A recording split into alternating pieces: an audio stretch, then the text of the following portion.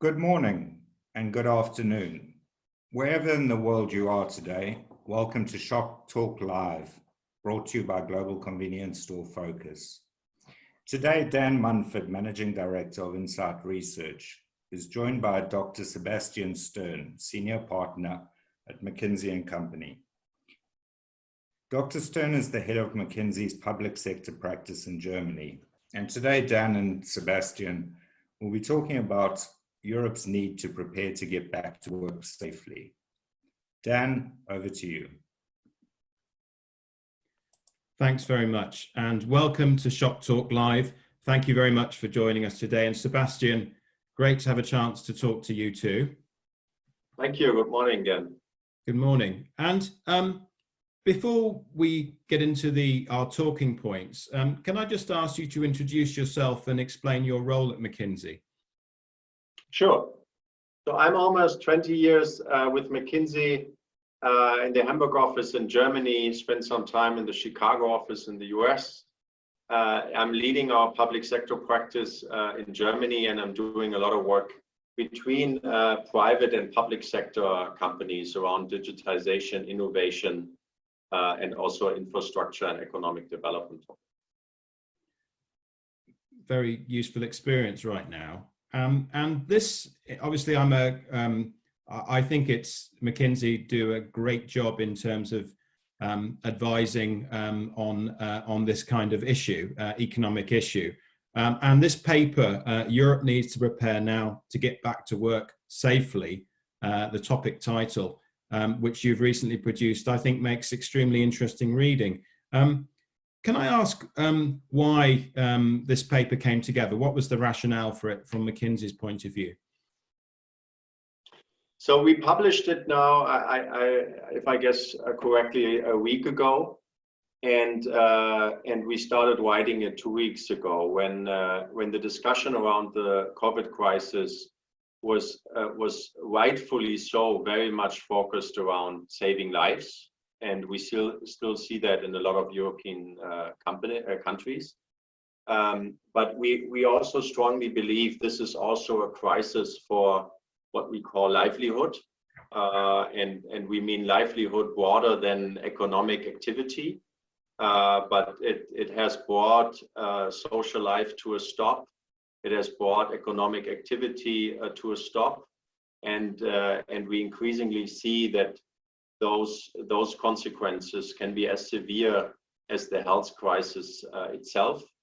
And on the other hand, we also see that governments in other geographies and now also increasingly across European countries are taking first actions on releasing first lockdown measures. So we wanted to prepare and suggest a perspective how to think about those releasing mechanisms, as we think this is going to take a while. And we also think that the exit of this lockdown will be much more complicated and lengthy than actually getting into it.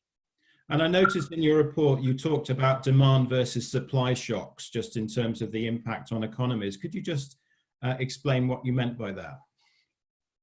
Yeah, so we see, and we all experience this, a massive reduction in economic activity. And there are a lot of discussions, what is supply side versus demand side? So when we say supply side, we mean, is it spare parts or supply chains that are actually the bottleneck?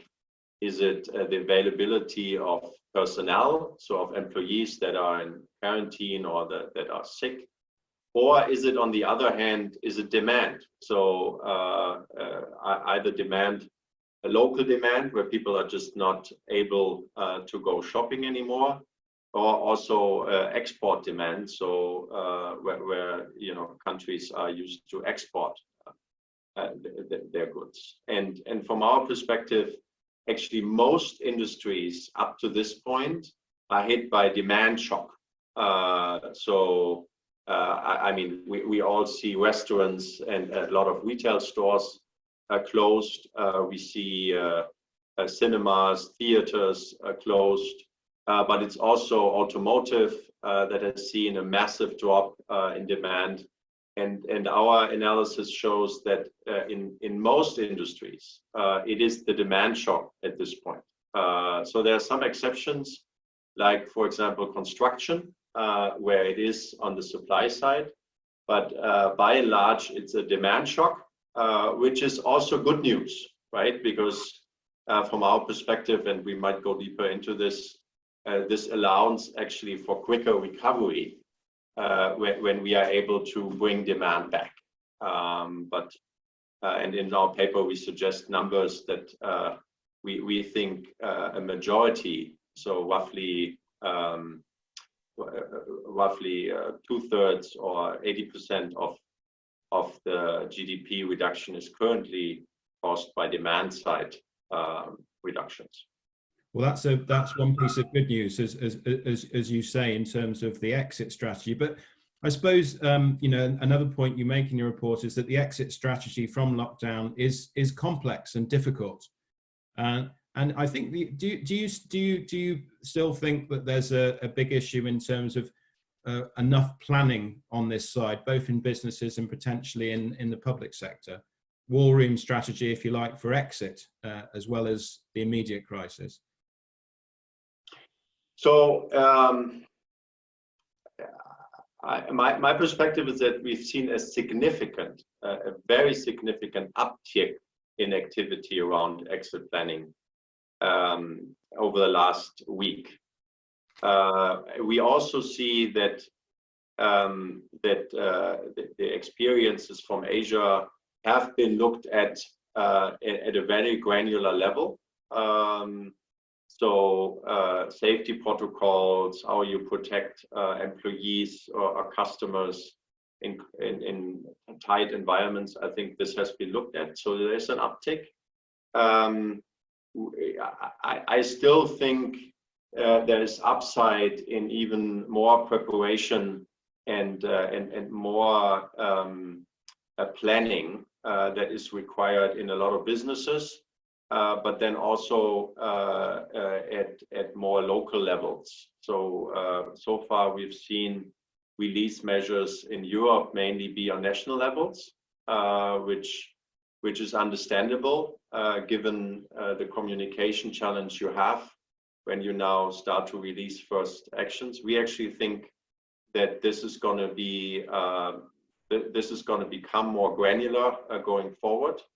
And the last point I would make is that I still think there needs to be, across a lot of European countries, more representative testing to even create the data foundation for more granular and also, frankly, for more holistic exit strategies. So testing in a lot of places is still more done for people that show some kind of health symptoms rather than for representative groups in the population, which would be required to also develop a more longer-term exit strategy from our perspective.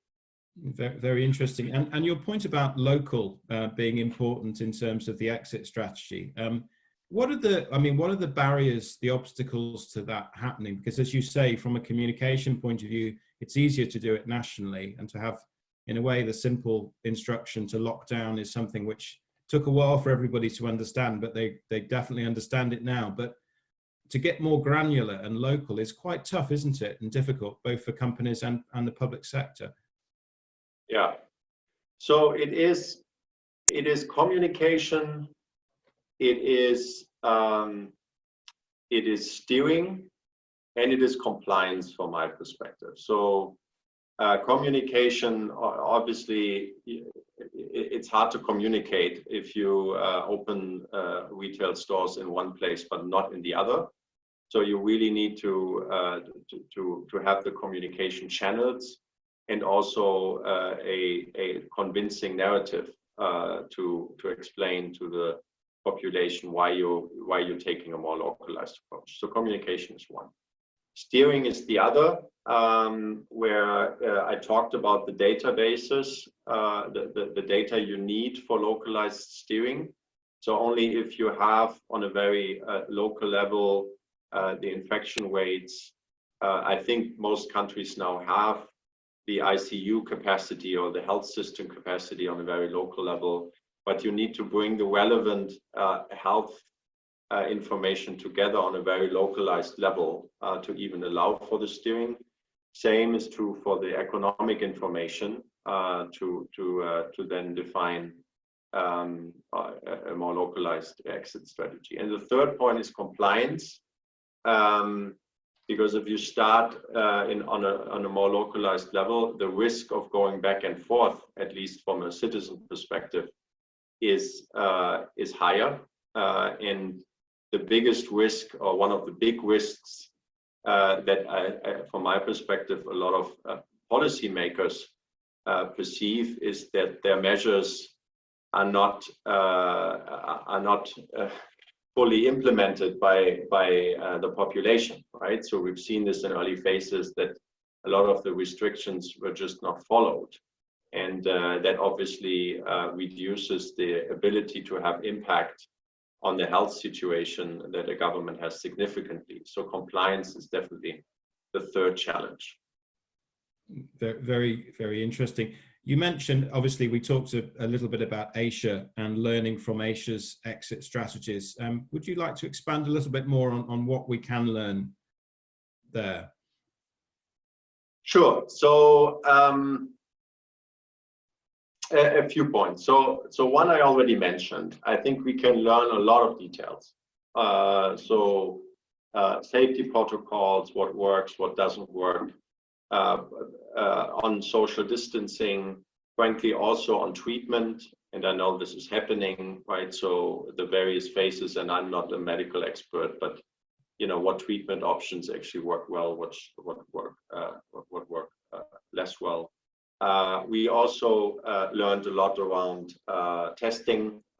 South Korea is one example, and then the last point is really on tracing, where we have seen the impact of mandatory tracing, also via digital applications and digital means.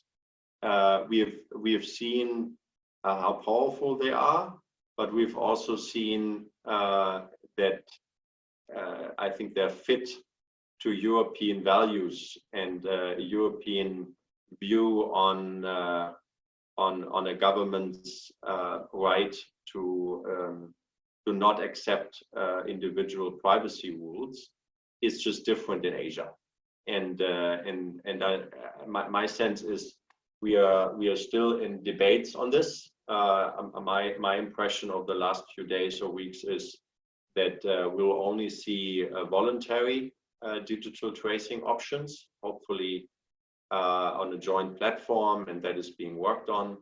But I think this is where the comparison to Asia comes to limitations from my perspective, that this is powerful, but probably not fitting to the way we think about privacy in Europe. I think good point. Just staying on Asia, we did an interview with Richard Young, who's the CEO of Circle K in Hong Kong, and obviously that was a couple of weeks ago. It was very interesting then because it was a little bit of a clue to the future that was coming our way, because obviously Asia is ahead of us on the curve for this. He made two very important points, I felt, in the article. One of them was his policy for zero infection, just in terms of how he encapsulated their strategy in retail. And the other was he stressed the importance for success in exiting lockdown or managing things going forward of a partnership approach, which I quote, coordinates the actions of individuals, broader civic society, business and government at all levels. And that, he said, was perhaps the most important thing to get right here. I mean, would you echo that? Does that make sense to you? And is it how feasible is it in Europe? Oh, so absolutely. I would definitely echo this. And I would make two points on this. So one, I think we need partnership between businesses and government. From my perspective, we will see more of this around the reopening, because it is, from my perspective, almost impossible for especially national governments to define all the safety protocols and health protocols in a granularity of contexts that businesses need. So we've seen now in the Netherlands, for example, that roundtables with industries are being created. We see that in other countries too. But I think companies and business sector needs to help government to define those measures that are feasible, that are effective, but that also allow for acceptable and possible economic activity. So we need that. And then the second piece, you talked about society. I think it's just of fundamental importance that while we have all those discussions around the right exit strategy, and there are quite a few parts of the societies, they say this is not fast enough that we are opening. In some countries, in other countries, we have the discussion it's too fast to open. But I think, to my point earlier, while we have all those discussions, it is essential that people, once the government has decided, show high compliance to the measures taken.